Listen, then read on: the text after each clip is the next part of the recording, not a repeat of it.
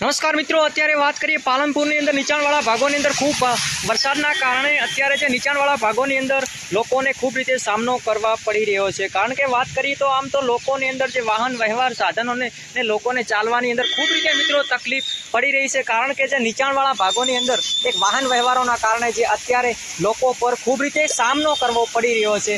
ને અત્યારે જે તમે નીચાણવાળા ભાગની અંદર જે પાણી ભરાયા છે, જે અત્યારે તમે જે તસવીરની અંદર જે લાઈવ તસવીરની અંદર મિત્રો તમે જોઈ રહ્યા છો, જે અત્યારે નીચાણવાળા પાલનપુરની અંદર ભાગની અંદર મિત્રો પાણી ભરાયા છે. ન્યૂઝ રિપોર્ટ નિર્મલ સુતાર, બનાસકાંઠા.